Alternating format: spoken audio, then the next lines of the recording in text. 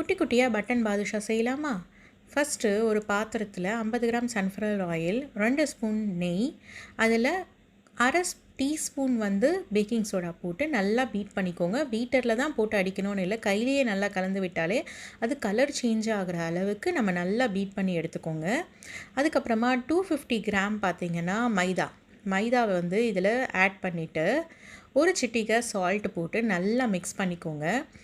So இது பார்த்திங்கன்னா mix பண்ணும்போது நல்ல குலாப் ஜாமுன் மாவு மாதிரி வரும். மிக்ஸ் பண்ணும்போது நான் காமிச்ச அந்த பிங்க் கலர் டீஸ்பூனில் தான் ½ டீஸ்பூன் நான் பேக்கிங் சோடா போட்டேன். இதில் தண்ணியும் பாலும் கொஞ்சம் தெளித்து நல்லா குலாப் ஜாமுன் மாவு மாதிரி பிசைஞ்சிக்கோங்க. இது பிசைஞ்ச பிறகு பார்த்திங்கன்னா ரொம்ப ப்ரெஸ் பண்ணி இந்த ரவுண்ட் பண்ண வேண்டாம், லைட்டாக ப்ரெஸ் பண்ணி ரவுண்ட் பண்ணுங்கள். இது கிராக்ஸ் வரும், கிராக்ஸ் இருக்கணும்.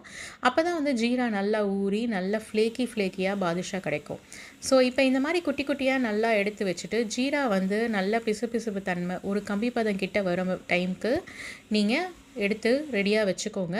இப்போது ரொம்பவே மிதமான சூட்டில் எண்ணெயில் நல்லா பாதுஷாவை பொரித்து எடுத்துக்கோங்க.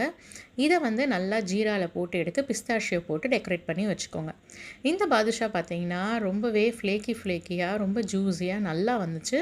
ஸோ கண்டிப்பாக நீங்களும் ட்ரை பண்ணிவிட்டு உங்களோட கமெண்ட்ஸை போடுங்க. தேங்க்யூ ஃபார் வாட்சிங்.